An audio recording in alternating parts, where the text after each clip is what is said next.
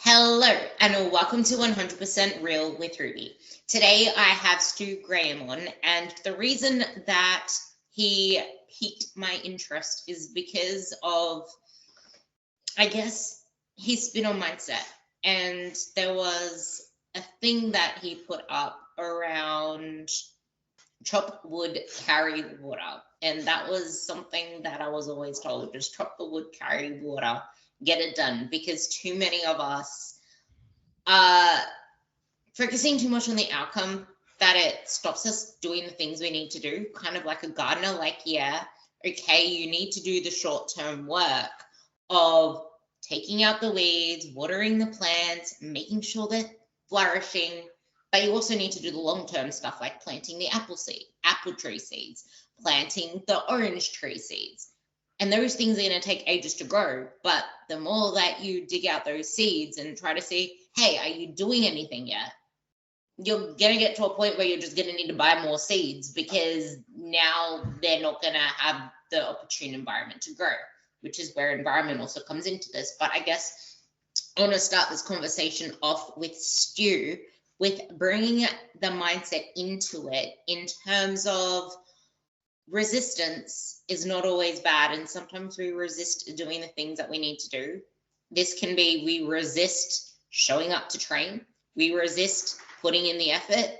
But on the other end of the spectrum, we resist taking a step back. We resist self-compassion. We resist actually slowing down, taking pace, and realizing that what we're doing is not serving us anymore.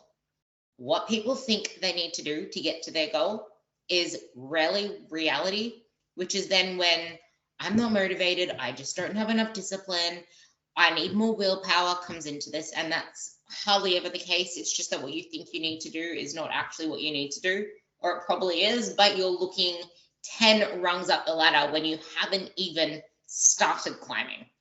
So, with that being said, how is most advice out there setting people up to yo-yo and constantly be in a cycle of never seeing the results, yet in this tug of war of putting in a shitload of effort?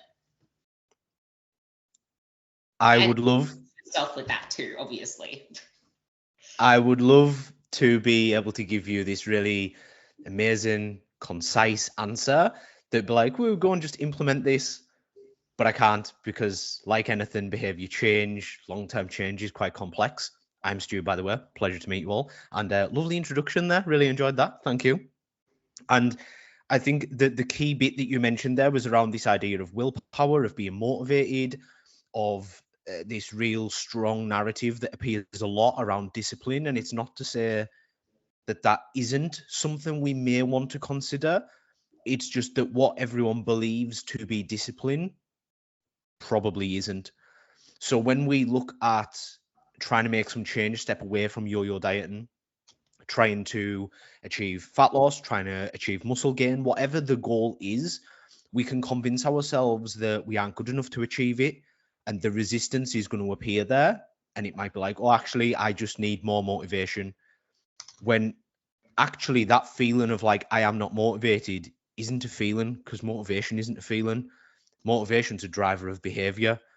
And there's this real common narrative that is like, motivation doesn't, motivation comes after action. Actually, it doesn't. Motivation is the driver. All behaviors are motivated behaviors. Like, that's not how behavior works. So we're motivated, then we do the behavior, and then afterwards we get a feeling that feels like what people label motivation. But it's actually just enthusiasm, it's excitement, it's energy. So when you go to the gym, that feeling afterwards is energy. It's feeling energized. It's not motivation. You needed the motivation in the first place. So when people say, we don't need motivation, actually we do. And what we might want to look towards is improving the quality of the motivation, trying to identify ways that we can be more intrinsically motivated, things that are going to benefit us for the enjoyment of the thing. And I know that's something that we're definitely going to talk about, that the fact of you might not always enjoy it, but if we can find a way to enjoy it, it's going to be much easier to be driven to take the action far more often. And then this is where it comes into willpower. a lot of willpower is kind of, especially when people talk about it online on social media, it's all about desire. It's all about, like you don't want it bad enough. But desire is not the only driver of whether we take action. That's a massively reductionist viewpoint. That's like, oh, actually, if the only thing that mattered was willpower, then we'd all be doing it all anyway. Willpower can fade throughout the day. There's a lot of research around willpower. There's no concrete to say that willpower is unlimited. A lot of people say that their beliefs around willpower can impact the amount that they have. But the research that we're seeing coming out around behavior change, around willpower, says that it is a finite resource that can deplete over time. The more that we rely on it, the more that we're going to feel drained. But there's also, you mentioned environment there, and environment can have an impact. Like if you're in an environment that requires you to use a lot more willpower, then it's going to drain quicker. If you're not in a energized state, if you haven't slept well, if you're super stressed, if you're ill, it's going to be much harder to do the things. And all of that then leads us to just beating ourselves up, to just attacking ourselves, shaming ourselves, criticizing ourselves. So actually, when you look at something like making change, self-compassion becomes a fundamental part of that. We need to be able to meet ourselves with understanding, with acknowledgement, and still be able to take courageous action towards the thing that we want to achieve. So when we look at making change, there's so many of these different factors, so many of these different layers. And then we haven't even discussed anything like relationship with food, body image, especially around yo-yo diet. And we haven't even mentioned those. And that's just behavior, no matter looking at all of that wider aspect of change. So it's super complicated.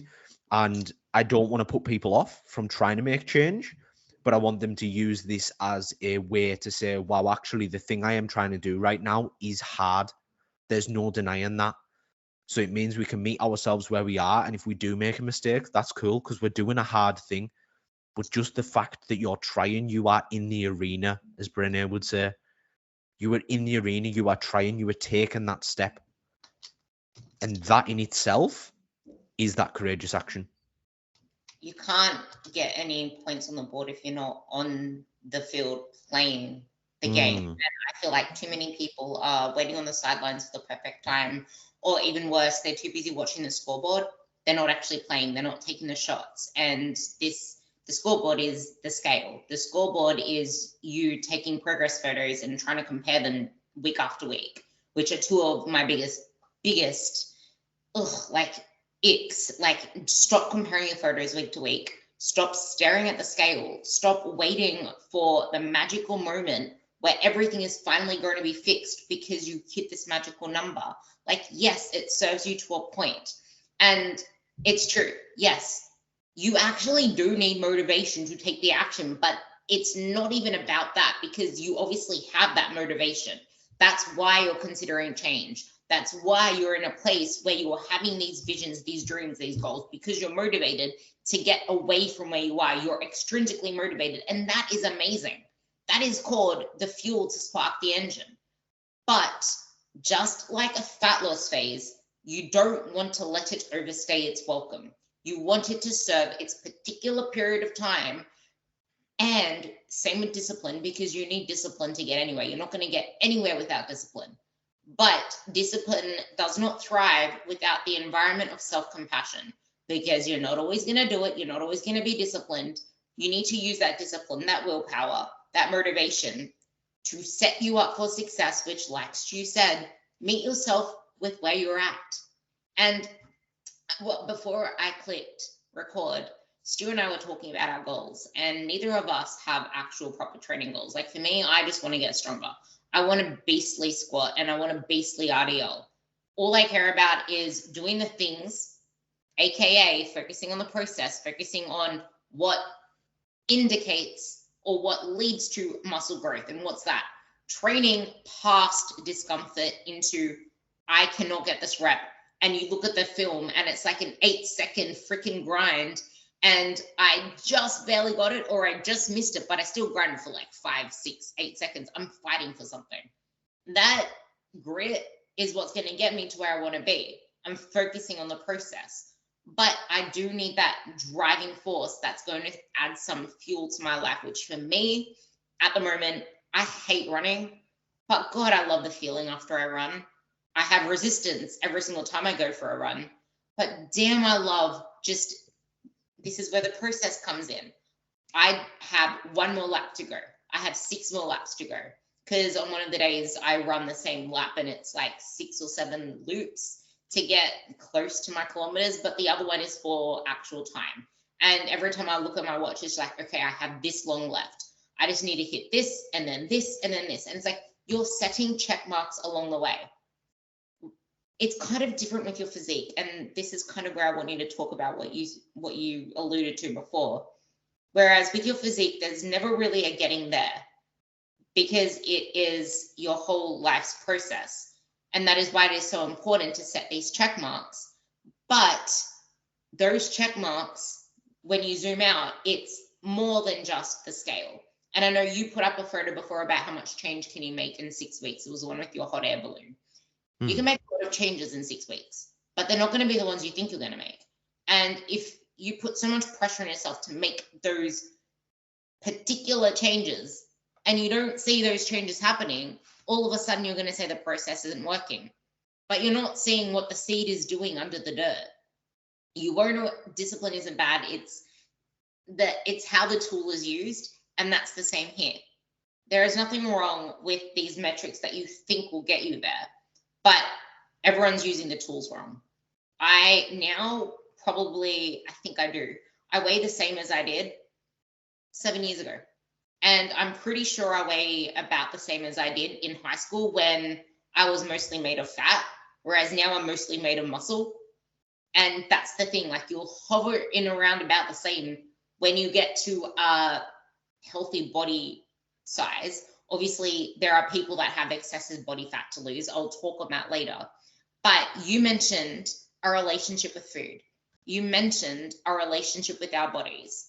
And our past stories come into this, as you mentioned as well, because mindset is such a vast topic. And on that note, checking boxes, feeling like we just need to keep doing more and more and more, this is where the relationship with these things come in. Maybe you can talk more on that. Yeah, I think you raised a really some really great points there as well, which I just want to double back on quickly, and that is this focus on the outcome. It's known as the arrival fallacy. It's the idea that when we get there, it'll solve all of our problems, and because of that, and it doesn't work.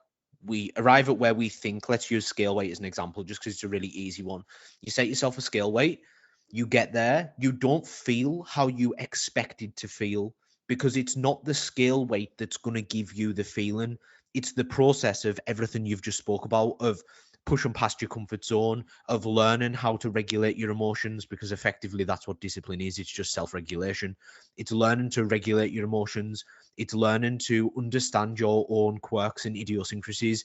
It's building self-awareness. It's improving this idea of you being able to see different perspectives.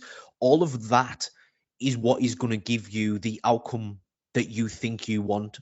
So things like relationship with food and body image come into this, because you can achieve the body that you think you want and still not like it, and still hate it, and still resent it. And there's hundreds of people out there that will tell you that. I did the same. I got the 6-pack and thought, wow, this is nothing like I thought it would feel like. And I feel worse than I did prior to commencing this diet, because the thing that I hadn't done was work on my body image. I was seeking my self-worth through dieting, which isn't the way to get that. So it's peeling back those layers and being like, right, actually this outcome, this thing that you're aiming for, scale weight in this case, may not actually solve the problem that you think it will. But the problem is when it doesn't, it's like, oh, well, I can't have lost enough body fat. So the goalposts move, and the goalpost will continue to move, and you'll think, oh, well, if I lose another 10 pounds, another stone, another whatever it is, and they continue to move. And this is where, like, I have a bit of frustration around this, like, trust the process, because trust the process says trust the process and the outcome will come, but we can't guarantee that. We can't predict the future. Anything could happen that is well outside of our control. So actually, the only thing that you can control is what you do in this moment right now, my behaviors and my actions now, the things that are going to move me forward towards this life that I say that I want to live. I've got this choice point. I can either move closer or further away. Which am I going to pick in this moment? And yes, that might get us to that outcome. That might move us further closer. And we, of course, want to achieve our goals. Achieving our goals is part of thriving. It's not to say that we can just ignore them. It's not this like binary, like this or. It's not goals or process. It's both. So we want to engage in the process and reap the rewards of the process. We want to achieve the goals because they make us feel amazing. But when we look at any other type of goal, it's like, oh, yeah, goals are amazing. But when it comes to physique, when it comes to scale weight, there's so much emotion in there. So, like, you mentioned earlier about people checking the scales and wanting to see that change, and it's completely understandable because for so long people have been told that their scale weight is what determines their worth. Diet culture's had its wild way with our lives, and it says that if you are in a larger body, if you weigh more, that you are lazy, that you are less worthy, that you are unattractive. That's what diet culture's told us. And none of that is true. But when we can peel back some of those layers and start to take away the rational aspect, because we aren't rational humans, we like to think we are. We like to believe we're these really rational, logical, we aren't emotive beings. And the fact we are emotive beings means that things like the scales, things like looking at progress photos, you can show progress photos to someone and the difference can be enormous, but they can't see it themselves. And it's because the way that they perceive themselves is a very particular way. It all comes back to body image. Our relationship with food and our body image are intertwined together. So if you stand on the scales and you see that number go up, and you've attached that number to your worth as a human, to your attractiveness, to how lovable you are, that is a point, that is like a trigger point for what can turn into disordered behaviors. It can turn into overeating. It can be these kind of all or nothing thoughts of like, fuck it, what's the point? I needn't continue. The scales have gone up. I've failed. We can logically know that that number doesn't represent any of that, but there's this emotive layer that is much deeper. And when that happens, even no amount of logic will unpick that belief. We can't logic our way through shame, unfortunately. So then what happens is we engage in behaviors, we engage in things that don't align with our goals, and then it just starts that spiral. Oh, well, the scales went up this morning. I feel more conscious of my body. Maybe my clothes didn't fit as well. Maybe I was bloated and my pants were a little bit tighter than normal because I had a bigger meal last night. All of a sudden, I feel self-conscious. My body image, my perspective of self changes. And in that moment when it's changed, it's like, oh, I now feel fat. And because I now feel fat, then from there, I go, well, what's the point? I don't feel great in myself. I feel guilty. I feel like I've failed. I feel like I'm not making progress. And because of all that underlying emotional stuff that comes from diet culture, from society, from prior experience, just as you mentioned, from our conditioning, we then turn to behaviors to soothe. We turn to food to soothe. We want to feel better. Of course we do. It's a completely functional and normal behavior to engage in those circumstances. That doesn't mean we can't change it, but it does mean that we need to bring these behaviors, these thought patterns, these beliefs into our awareness, because we can't change what we aren't aware of. And this is where that aspect of self-awareness, mindfulness, mindset all plays into this. So actually our relationship with food, if we use food to soothe, if we label foods as good or bad, and all of a sudden we eat a bad food, we feel bad, we internalize that, feel like a failure, we turn to food to soothe again. These all intertwine, and it's kind of like this complex web, and it can take one little knock on a web, what feels to be far away, and all of a sudden it ripples right throughout all these other behaviors, because we are complex beings. Like, we can't deny that we are complex. And the more that we can highlight some of these areas, the easier it becomes to make the change happen, because we're not doing it from this place of shame. We've got this freedom around food. We've got a sense of self that feels strong. It isn't contingent on a scale weight. It isn't contingent on a particular body type. Our worth comes from knowing that we are and can provide value, and we are these people that aren't impacted by the way that we look, by the amount that we weigh. It's starting to let go of some of those beliefs. Of course, we're never going to be perfect. And a lot of these things are on spectrums and will slide up and down in the same way that our body image can be amazing one day and horrific the next. They will move, they will deviate. It's impacted by so many factors. But when you can improve your awareness on those and you can start to question and explore and get curious about some of these beliefs, it can have an enormous impact on the process, which then makes it way easier to get the outcome that you are actually seeking. I love this conversation because we're going back and forth with so many things, and I took so many notes to touch on a few things there. So the first part of what you said with the sense of self, it's also really important to remember that you're not just one sense of self. There are many dimensions of yourself, and the more that you pigeonhole into one aspect of who you are, the more stuck you're going to be, because you're negating all the other things that make you you, which then leads me into using food to soothe, using alcohol to soothe, abusing exercising as soothing, which I put in my stories today, that so many women are over-exercised but undertrained, underfed and undernourished, underfueled, but overeaten, because so many of us neglect actually focusing away. This is where that whole relationship with your body comes in, because if you're still so focused on how much is my body changing, am I even progressing?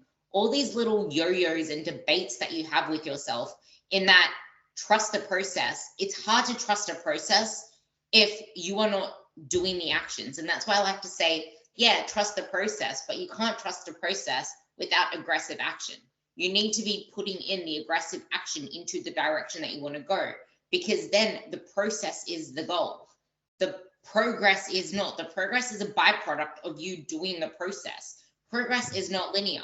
Progress is not one-dimensional, because a lot of people say they're plateaued, but you might be looking at just one little puzzle piece in the whole puzzle where, there was a podcast Stu did on this one, actually. It just clicked.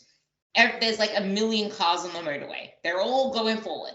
Well, they're all facing forward. They're all facing north, to your North Star, because our North Star is the direction. As long as those cars are facing forward, you're good. Some of them, most of them may not be moving, but there might be some that are actually, they have potential to move. They have the ability to move, but they're never going to move if you're so fixated on trying to budge the ones that are not moving, budge the ones that need to just refuel, settle, cool off their engines. If you think about the old motors of the past where the engines warmed up too much and then you have to like let them settle and then go again, you're missing out on potential because you're so fixated on that.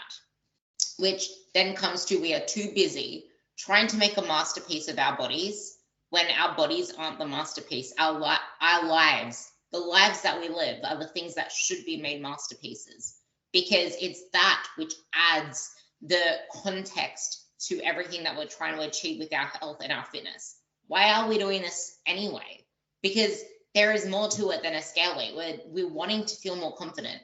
So many people, so many women don't feel confident in the bedroom, and then that impacts on everything else. And then they're scared their husband will cheat, or their husband does cheat, and then that leads to other issues. And then there's the workplace, and you're too timid to ask for a raise, or your workplace is stressing you the hell out, but you have no confidence to go for other jobs that will actually fuel you. So you settle for less because you don't believe in your abilities. But it's just like, why is that girl the girl?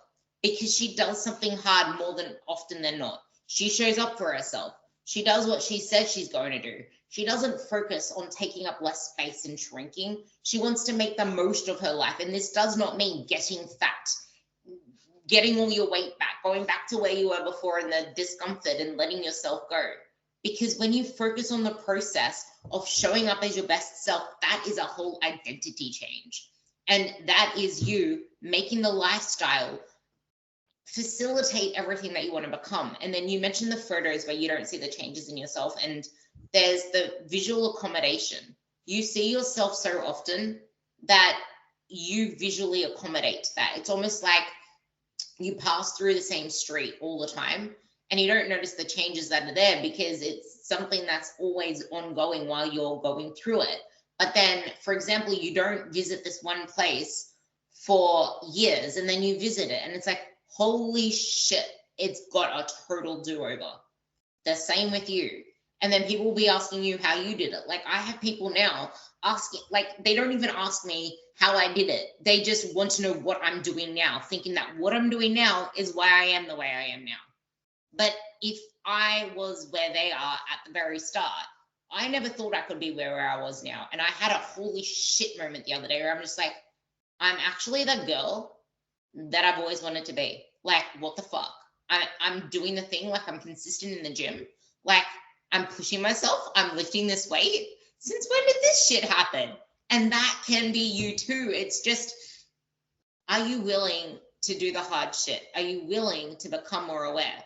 Because that awareness thing, that we're not rational humans, is so important. And this is something Stu goes on about a lot, and he does post about it a lot in his Instagram. But I would actually say not even his Instagram is the go-to for this. It's his podcasts, because they speak a lot on mindset and how, like, just how important is the mindset in this? Because you mentioned this in one of your posts where fat loss is never the happy endpoint. It's part of the process, but a goal usually as a means to a greater goal. That has more holding power, because fat loss will never have holding power. It's like a temporary tattoo. But yes, many of us need it to get to a healthy body fat percentage. But again, it has no holding power. It's on the way to this confidence, this other part of us that fosters a lifestyle of where we are now. Like, trust me, whatever you think is really hard right now is soon going to become so much easier for you, but there are still going to be hard elements there.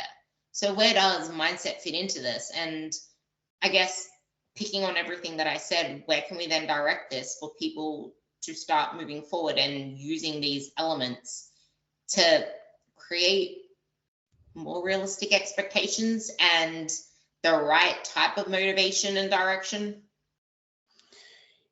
Yeah, phenomenal question. And I think to start with, it'll be worthwhile visiting something you said regarding like health and well-being and health and fitness. And a lot of people talk about things like values and what you value most in life and what's important to you. And some people add health into there. And I would push back on that and say health is like an umbrella that oversits your values, because without health, you can't live in alignment with your values. So health is the thing that allows you to live the life in the way that you want to. Now, with that in mind, health is much easier to work on than fat loss, because fat loss is a very specific constraint that is, I need to be in a calorie deficit, and the only way I'm going to be satisfied is if I see the scales go down, if I see the progress photos change, if I see measurements change. Whereas because health is multifaceted, because there's so many components, there's physical, there's emotional, there's spiritual health, there's financial health, there's sexual health, there's all of these different dynamics within health, that it becomes very easy to improve health in some way. So, for example, emotional health could be relationship with food. It could be things like body image.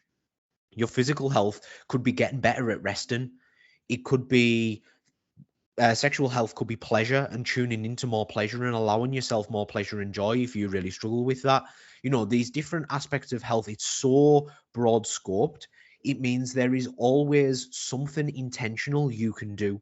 Now, for so many people that struggle with all or nothing thinking, as soon as they flip from one binary to the other, like a switch, it's like, that's it, I'm done, I'm not continuing. So what we want to do is create this space for us still to do something. So rather than switch, think a dial. So you're turning a dial up and down. The dial's never completely off and it's never fully on. But what we want to do is moderate and calibrate that dial based on the circumstances you find yourself in. Now, when we consider consistency, because that's now the next factor, consistency is challenging as a concept because we confuse it with uniformity or perfection. So if for you 3 gym sessions a week is what you can manage, if for 1 week you can't do 3 gym sessions, it feels like you've failed. But the reality is, if your capacity for that week was lower and you did all you could within your capacity, then you've filled your capacity. You couldn't have done any more. So rather than being overly focused on consistency, I tend to encourage people to focus on momentum. Can we keep going in the direction that we are aiming for? Whether you're moving forward by an inch or a mile, it doesn't matter. And I use the analogy of a car. Like if you're pushing a car, it takes a lot of energy at the start to get the car moving. Like think strongmen when you see them pulling the lorry. At the start, they are absolutely grinding. But when they get that lorry or the plane or whatever it is they're pulling moving, they start to pick up speed because they're building momentum. The inertia that kept the thing they're pulling in place took a lot of energy to overcome. But once it's moving, well, I don't need as much energy. So by using health as our focal point, how can I improve my health or work towards health, be health seeking today? Then you create multiple different ways to maintain momentum. So you never need to re-engage and put all of that energy in at the start to get the thing moving. We can avoid that part, which is that start, stop, start, stop. Because every time you stop, you've got to put a lot of energy back into start. It feels like you're overcoming a mountain. Whereas if we maintain that momentum, it makes it much easier. Health creates this beautiful landscape for us to be able to do that within. So for a lot of the people I work with, they've struggled with yo-yo dieting. They have maybe haven't got a great relationship with food. They struggle with their body image.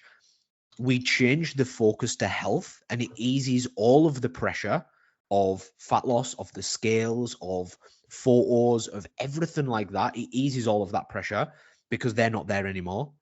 And we're like, right, what can we do to improve our health? Now, when we look at health as intrinsically motivated, more intrinsically motivated because it's for you, it's shown up for yourself, it's a way to respect yourself and think of the future version of you. It's prioritizing that version of you at the end of the day, at the end of the week, at the end of the month, at the end of the year, at the end of the decade. It's putting that version of you, the one that is going to be thankful for the actions that you take today, as a priority. So that in itself reflects some components of self-compassion. And then with that, it makes it much easier to maintain that momentum. To now you're hitting the gym multiple times a week. Now you're able to make more nutritious choices more often. You've had the chance to be able to do a little bit of work on your relationship with food.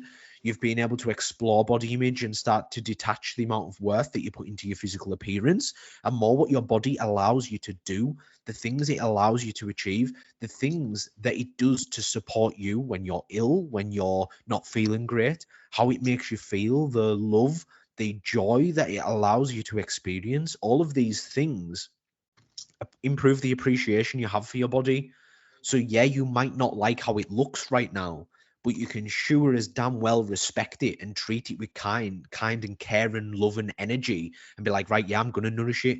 I'm going to nourish it with foods that make me feel good. I'm going to nourish it with movement and exercise and breathing and stretching. I'm going to nourish it with these things because my body deserves that for all it's done for me. That is a completely different dynamic to I'm going to punish and restrict and force myself into change. And that's all just from changing the dynamic and the thing that we're focusing on to health.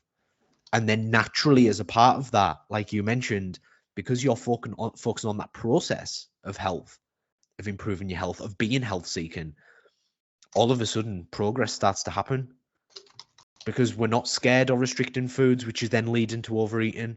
We're not shaming ourselves as soon as our bodies don't look the way that we want them to look, which is leading to us eating or not engaging in behaviors or feeling demotivated, as the people would say, and flat. We've completely changed the dynamic. So actually focusing on health can be a really great way to do that. without health, you can't live your life the way that you want to, or a life that you love. And without having a life that you love, you're always going to fall into self-sabotage. You're always going to rely on the scales to pick the slack up for you, because when you feel out of control in your life, or when you're not satisfied with your life, you go to the easiest thing to control, which is your emotional state via food. It's clinging to the scales. It's I can just exercise, stuff like that. Or many people go to alcohol. One thing that I forgot to mention before, which I really want to mention, is because people are going to think, honestly, we're one and the same. One of my really old quotes, it came up in 2017 on my memories today, which is why I laughed, is the strongman analogy, where you just need to keep moving, because as soon as that stops, you're going to have to face that inertia again.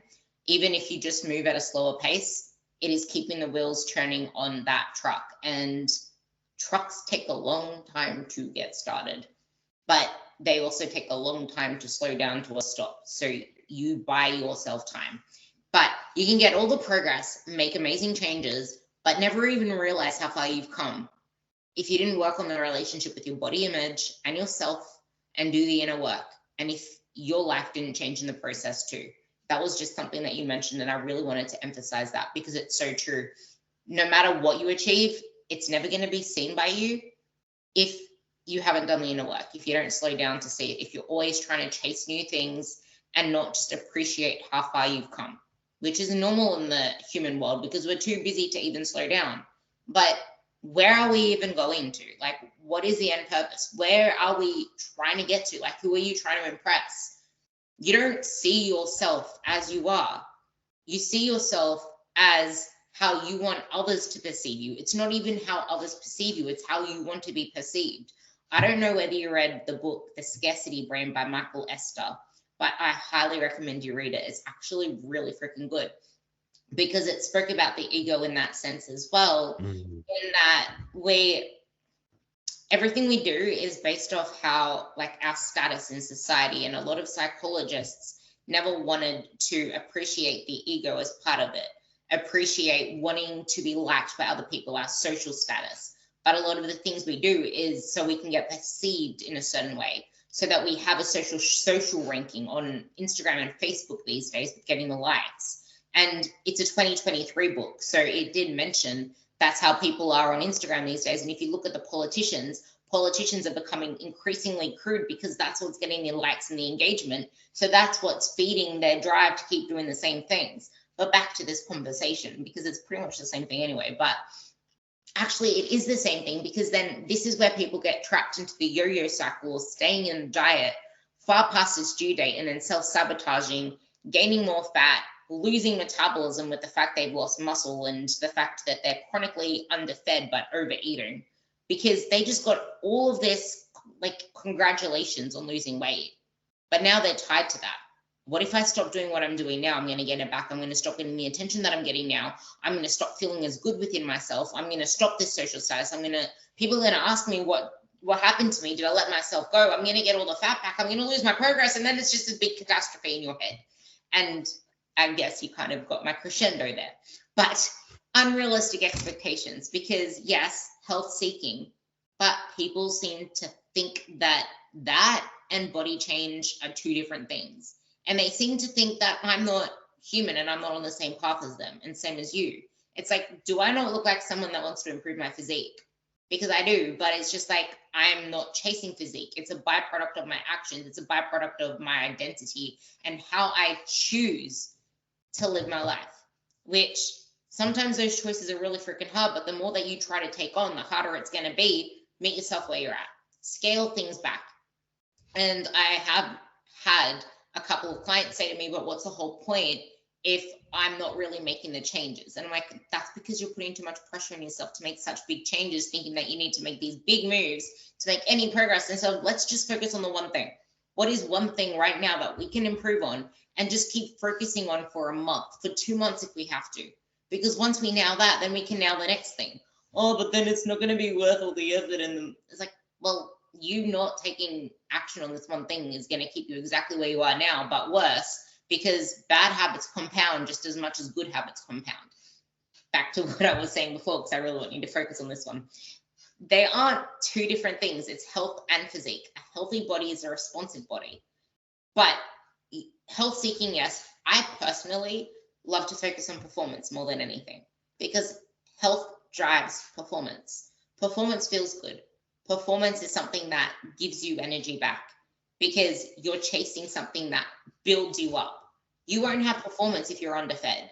You won't have performance if you're undernourished. You won't have performance if you have ill health, if you're not sleeping properly, if you're not respecting your body, if you're not respecting the promises you make to yourself, if you're not respecting the appointments you should make with yourself to the gym. Fuel and nourishment drives performance, health drives performance. Yes, okay. But performance drives physique. The harder you can perform, the better you can perform, the better your physique. Performance isn't just in the gym, it's also in your life, it's in your relationships. The higher quality sex life you have, the higher quality relationship life you have, the higher quality energy and family life that you have, you're going to be burning more energy in life. You're going to be burning more calories in life. Your metabolism is going to be on fire because you're living a higher level of living. You've now untapped level 10 when you thought you were already living good enough, but you didn't realize that you were still on the volume dial 5. Measures of progress, realities of progress. This is what I want you to talk about now because I want to focus on the scale because everyone's focusing on the scale, except with the perspective of the scale holds us back, it sets us back, and measures of progress that matter more to us than the scale, I really want you to discuss, and the realities of diminishing returns. The more that you do this thing, the slower the progress becomes. The more you need to take a step outside of yourself and realize, hey, you earned this. The reason why this is slow is because you have leveled up. And if you keep trying to get the same levels of progress as before, the ways that you need to go about that are going to lead you to going back to where you were before instead of continuing to move forward. Yeah, the scales are a really interesting one, just because we have a lot of people online that will say, especially social media, like there's this really trite advice that just doesn't help anyone. Like, oh, just ignore the scales. But I can't ignore the scales because right now they are meaningful to me. And when we see this through the lens of like past experiences, like you've gone to diet clubs and they've told you not to resistance train. This is a really common one in the UK. People are told not to exercise because exercise stops them losing scale weight. And it's like, right, but what's the goal here? Like, what is the benefit of losing body fat? Part of that is also health and well-being to a point. And there's a lot of this where I try and say health seeking, just because there's an acknowledgement that for some people, their health isn't where they want it to be. And they may have had adverse circumstances that have really impacted them. And, you know, they suffer with chronic pain, they suffer with chronic health conditions. And health seeking to those people will look completely different to health seeking to other people who don't suffer with those conditions. But that's okay because you can still work towards your version of health. So I think that was an important sort of piece of clarity that needed thrown in there. But when it comes to the scales, the number is so intertwined with how we feel about them. And consider that you could step away from the scales, never look at them again, and then work towards your goals.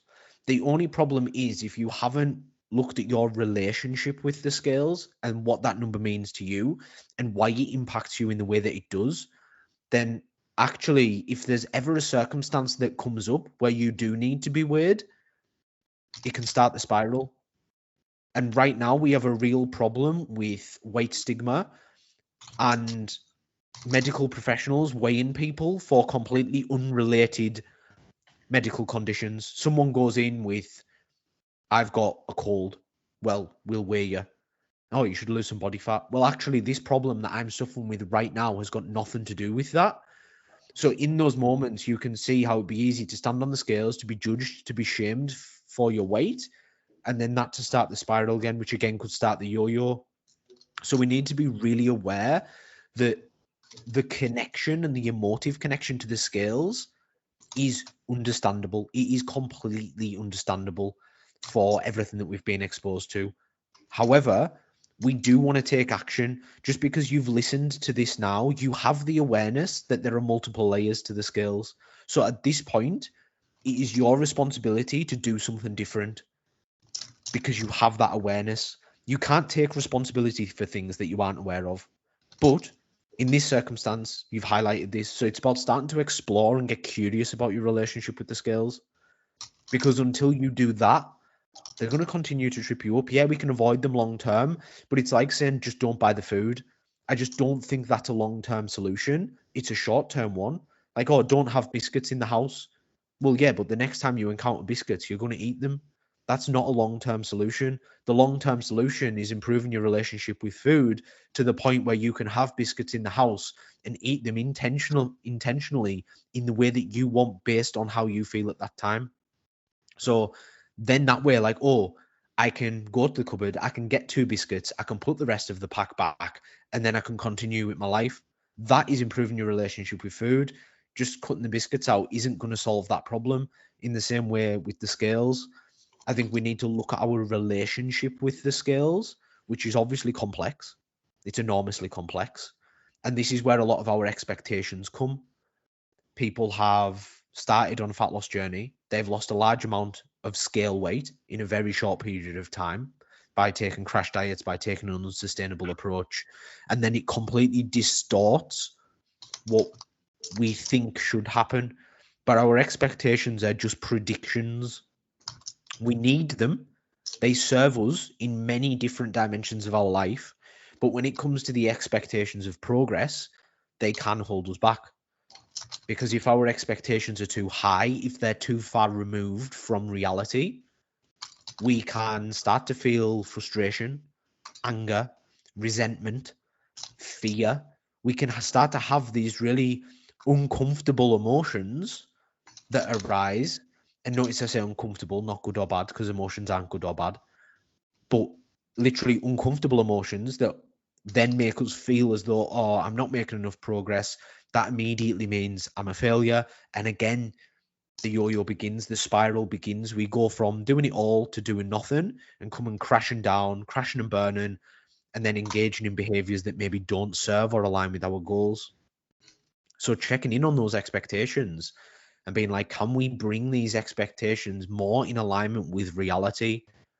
Can we, and again, there's an emotive aspect to this, of course there is, but can we lower those expectations and then instead raise our bar of averages over time? Now that works for training sessions, that works for steps, that works for everything else, but the scales are a different beast because they aren't in your control. You could do absolutely every single thing, right? You could tick every box. You mentioned before about things being tick boxes. You could tick every box, every single box. You could do it all. That scale can still go up. Giving your power away to those scales in that way is just robbing you of energy. It's robbing you of this feeling that you can change things. You lose your agency. You lose your autonomy. Like, of course, you don't feel like hopeful.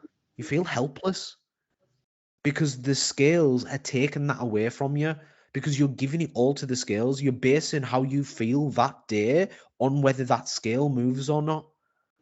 And I don't know about you, but I don't want to live my life like that. I don't want to live my life where I'm giving away my power. And if you know, if we look at power as a potential to make change happen, power is capacity to make change.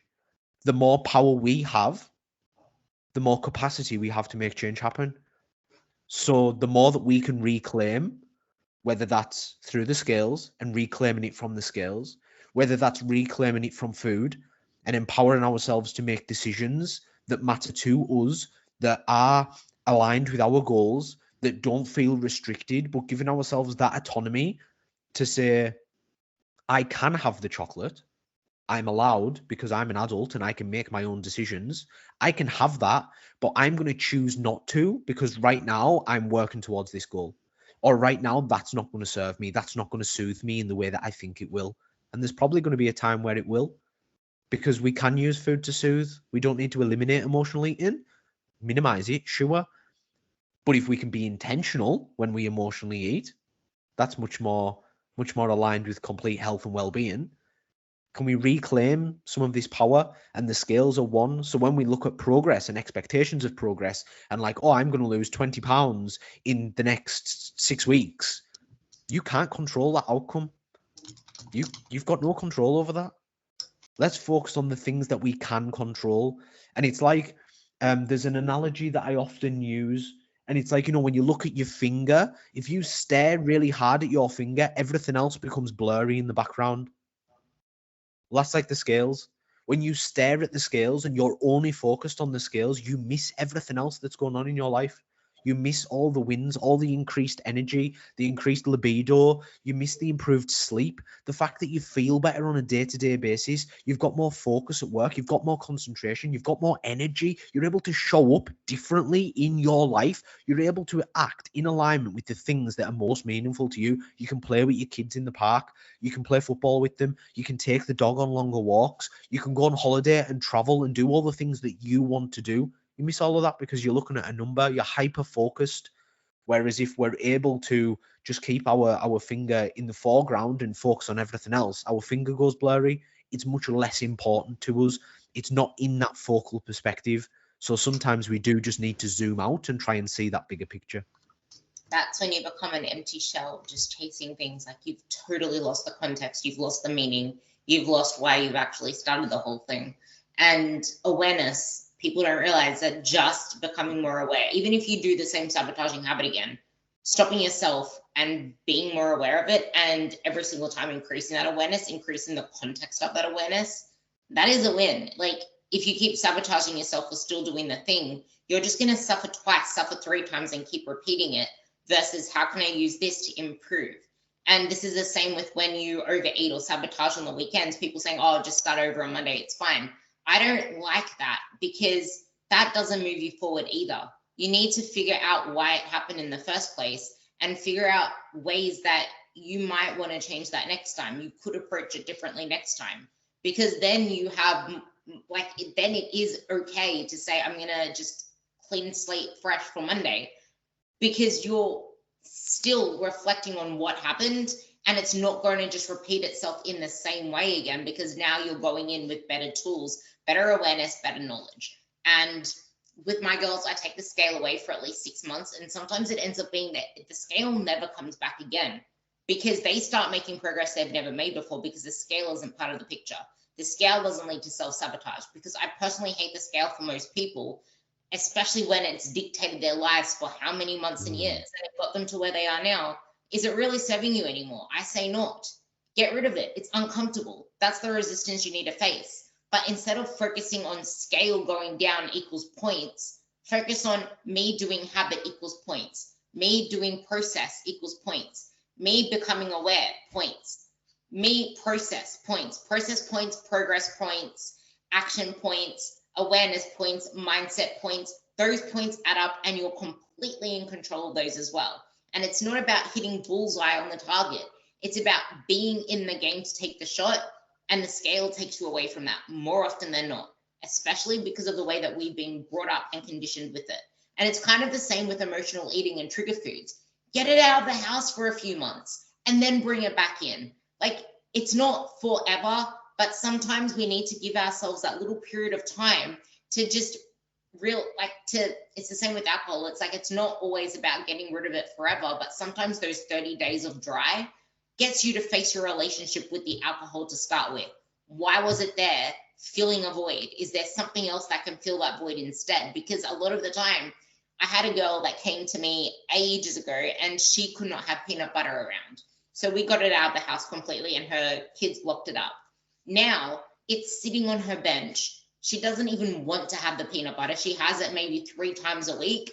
She puts it on some toast with some jam, and she has peanut butter jam toast, peanut butter jelly toast.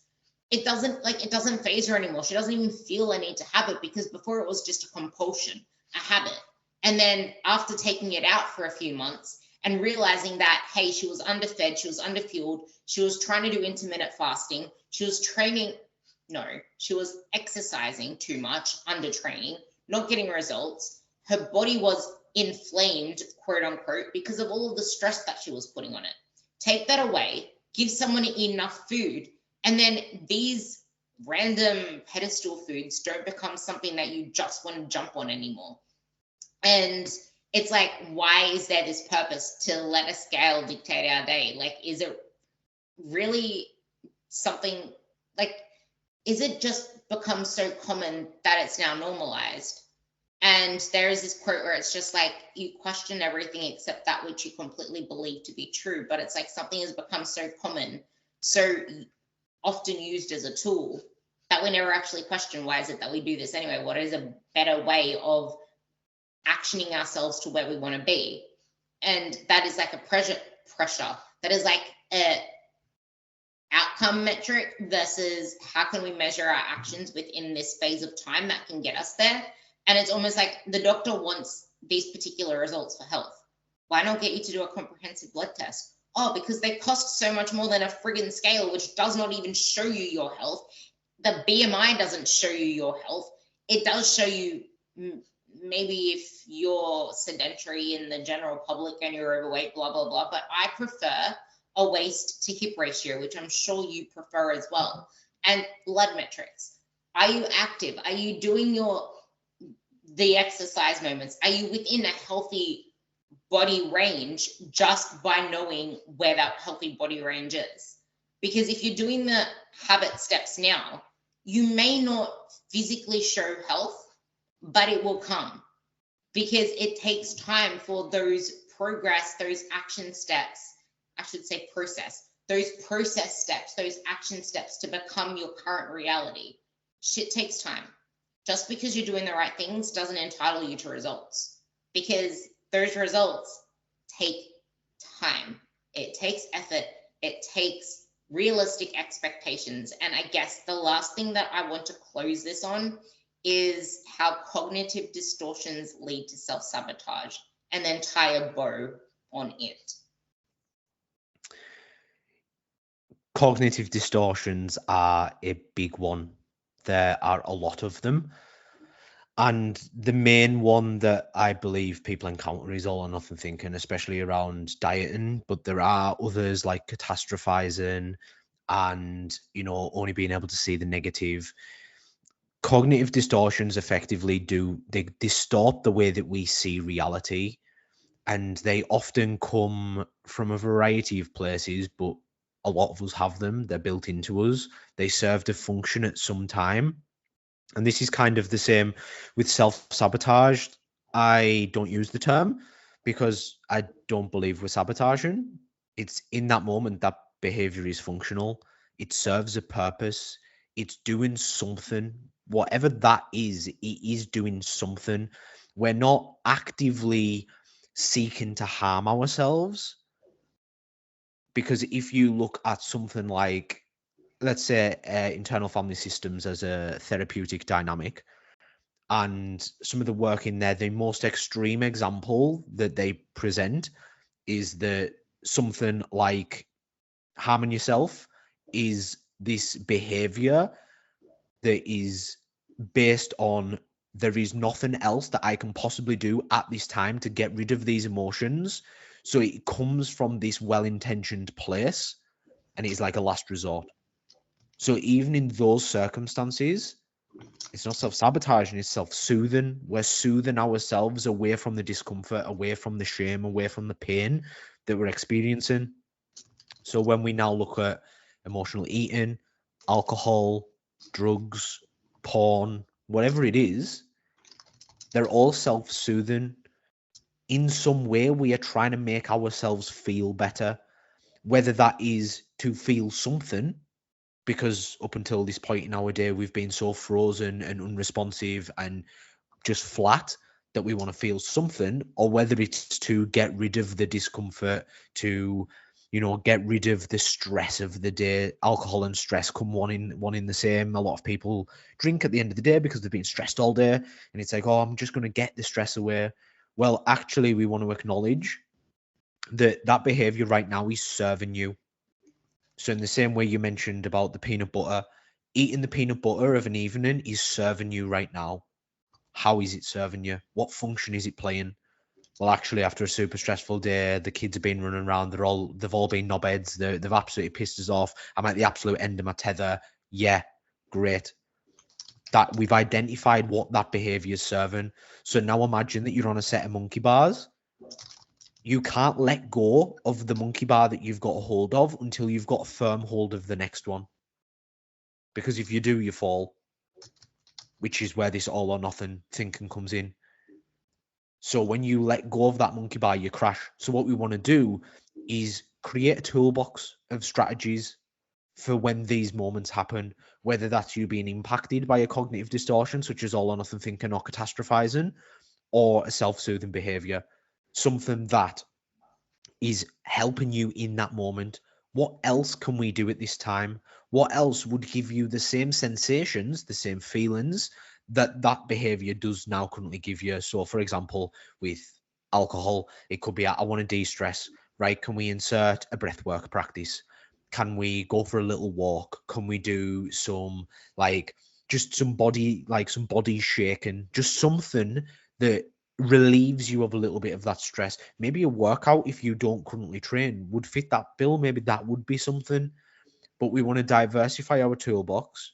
We don't ever want to be reliant on only one tool within that toolbox, because that over reliance is what got us to the situation in the first place. We want to diversify the tools that we've got available. We want to make sure that the tools aren't just generic, do this, do that. We need to explore your felt sense of that tool and get curious about how that serves you. If it doesn't, try something else. It's why people will say everyone must journal. No, everyone mustn't journal, because journaling doesn't work for some people. It's actually enormously triggering and leaves people to end up spiraling and ruminating. So journaling doesn't work for everyone. It's like, all right, okay. So let's find the tools that work for you, that are effective for you, that we do through curiosity, a bit like an experiment. Treat it like a science experiment.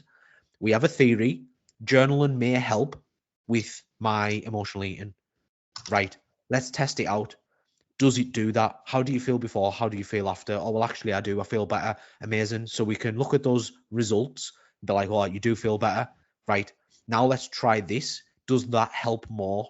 Oh, yeah, actually, it does. When I'm way more intentional with journaling, when I take a few breaths before, when I put some nice music on, when I sit myself down, oh, that's even more effective. Amazing. Our new hypothesis was, will journaling be more effective if I do it in XYZ way? The answer is yes. Great. We found a tool for you that works at this moment in time. We're dynamic beings. We change. What works for us might not work for us. Journaling, I stopped journaling some time ago because it had lost all that intention. It wasn't serving me anymore. So I've gone to a different practice. And it's being able to have that awareness to say, like, oh, actually, this maybe isn't serving me anymore, in the same way that emotional eating might not be serving you anymore.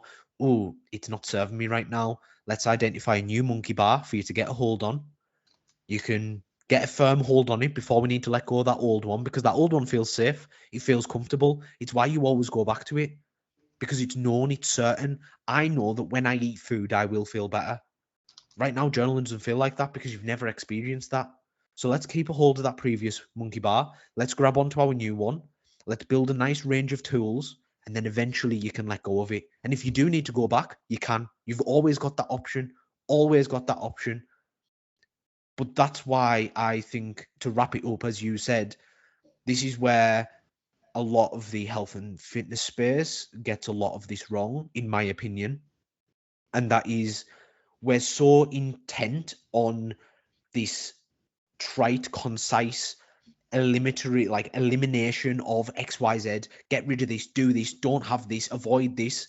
And we completely forget the human aspect. We completely forget that the circumstances that people find themselves in are so unique.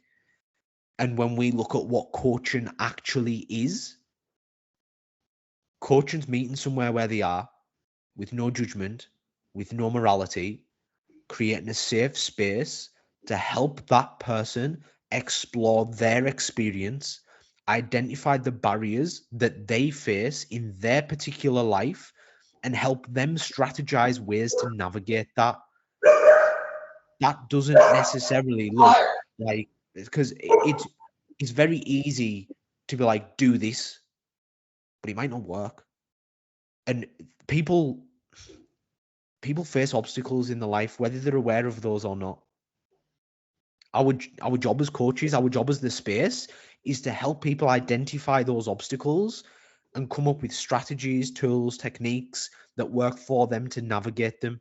Like you said earlier, that action taken, when you overcome an obstacle, when you've been so scared of going to the gym or worried about going out on a walk and you manage that, it's like, wow, look what I did.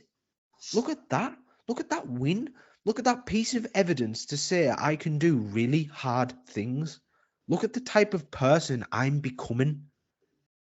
That is what gives you the confidence. That is what gives you the energy boost. That is what moves you forward.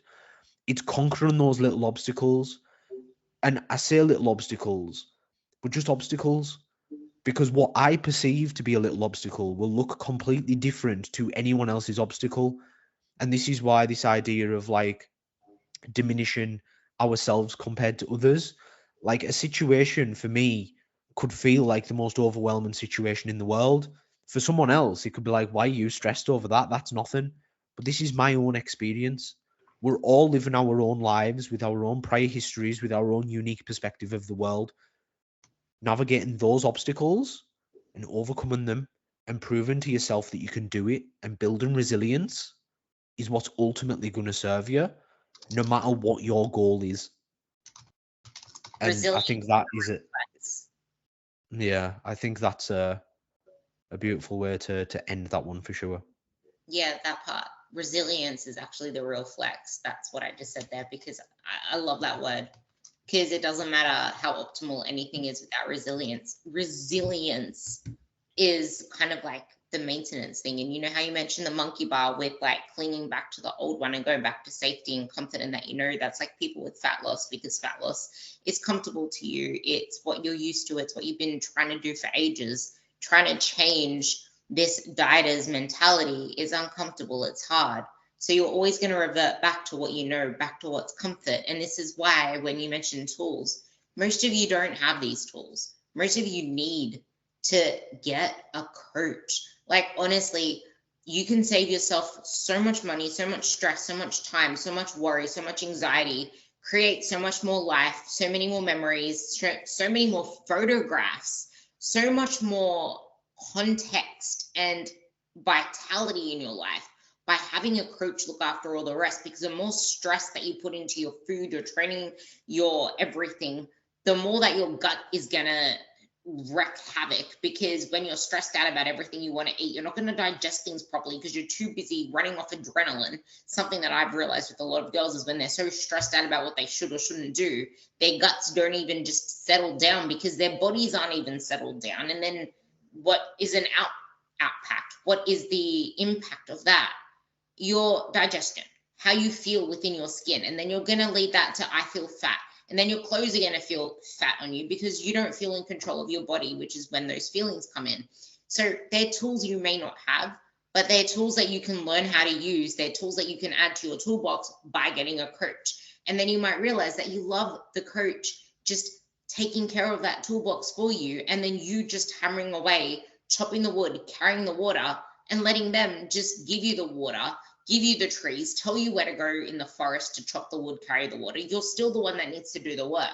They can give you all the land plots, all the X's and O's and X marks the spot, but you still need to get to work. It's just that they're making the job easier for you. They're telling you where to go. They're telling you what to do. And now you can just live your life. You can just stop worrying about all those things that hold you back, that make you obsess over all the scale metrics, and live, feel, experience, instead of just going through the motions, second guessing everything, actually experiencing life.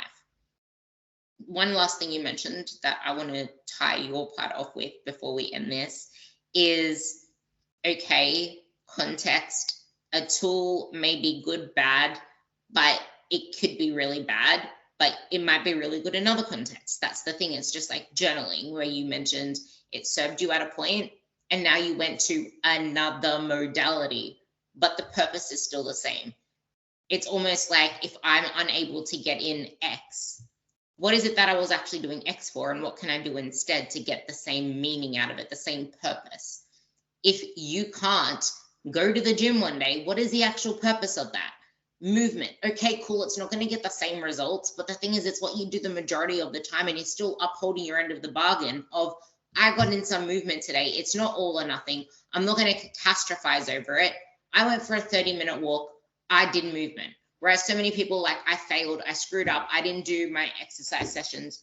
Okay, well, let's stop thinking about exercise sessions in terms of training and start thinking of it in terms of movement. How can you get in movement when you can't get in exercise sessions? Yes, exercise sessions are your green light, but what can be the orange light? Or even it's what's good enough, what's better, what's your best? You always need to set your good enoughs, because you can't always perform at your bests, and you can't always perform at your betters, because life happens. Kids happen. Stress happens. This whole podcast has been about realistic expectations, building awareness. Those two things are the biggest wins. You may not see it as such because they don't feel tangible, but nothing will lay on permanent ground without the ground being there, because it's just gonna fuddle off into the universe and then float away. The ground is exactly what we just mentioned: awareness and realistic expectations. Yeah. Solid Yeah. foundations. Can't build a house with no foundations.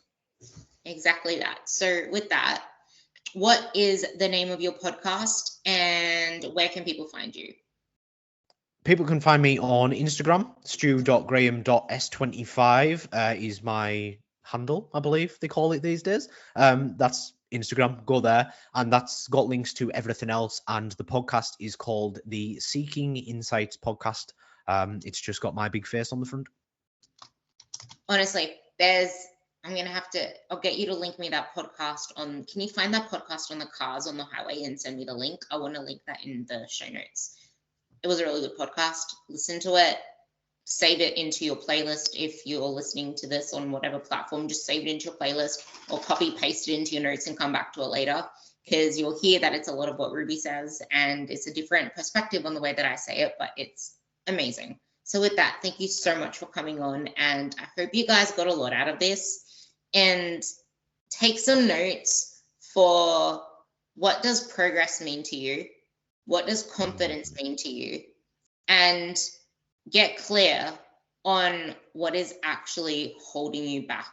Because like Stu said, you cannot change anything that you are unaware of. It's almost kind of like the get clear on the barriers to change and make them specific, because you can't tackle a problem if you don't know what that problem is. You know, Rumpelstiltskin, she couldn't get past Rumpelstiltskin without knowing his name. Without knowing the name of the trouble person, they couldn't get through. So know exactly what the devil is that you're facing. Get to know it. Get to nourish that relationship with it in whatever sense, because then you can actually walk it out the door and continue on with your life. Stop fighting it. Walk it out the door. A huge thank you to you for having me on. It's been an absolute pleasure chatting about all things that I love. So I've thoroughly enjoyed myself. And I think you've done a phenomenal job of wrapping that up there as well. Yeah, I will talk to you guys later. You'll hear me later. And please leave a rating on this podcast and go and let Stu know if there was anything at all in here that resonated with you. And you will hear me on the next podcast. Bye.